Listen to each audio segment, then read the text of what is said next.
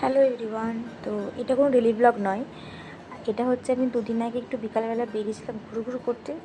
তাই মেনলি গেছিলাম হচ্ছে এনার বাড়িতে। ইনি একবারে জল নিয়ে সোয়াগ করছে। তো ব্যাপারটা হলো হচ্ছে সেদিনকে গিয়ে আমরা সবাই পিঙ্ক পড়েছি। আর এনাদেরকে আর কি নতুন করে আমি এদের পরিচয় দেবো। তোমরা যারা আমার ব্লগটা দেখো বা ব্লগ রেগুলার ফলো করো, এরা কারা তোমরা জেনে গেছো। তো আমরা এই 5 মক্কেল মানে 5 স্টার একদম পিঙ্ক স্টার হয়ে বেরিয়েছিলাম এরকম একটা জঙ্গলে মঙ্গল করতে। খাবার খুঁজতে যাওয়ার মতো ব্যাপারটা। তো চলো আগে আগে ব্লগটা দেখো।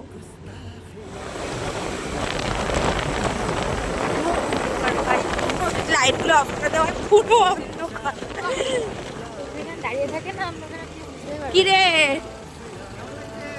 তুই? আরে ওখানে একটা বউ জল খাচ্ছে, বউ ওখানে একটা ওখানে ভাই পিছনে কিছু দেখা যাচ্ছে না, যার জন্য এলাম সেটাই নেই বর্তমানে গাইস।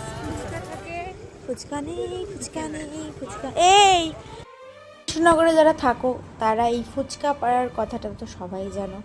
তো ফুচকা পাড়ায় ওখানে গেছিলাম আমরা একদম জঙ্গল টঙ্গল পেরিয়ে, কিন্তু ওখানে কি আর ফুচকা পাইনি 10 টাকার 12টা। তো পরে যেদিন যাবো সেদিন তোমার সাথে শেয়ার করব। তো এখানে আমরা একটু এগিয়ে এসে একটা ফুচকার দোকান পেয়েছিলাম, একদম এদিকে জমি এদিকে মন্দির, মাঝে ফুচকার দোকান। তো তারপরে আমরা সবাই মিলে ফুচকা খেলাম, তারপরে আবার সেম রাস্তা দিয়ে বাড়ি ফিরেছি ওই জঙ্গল পার করে।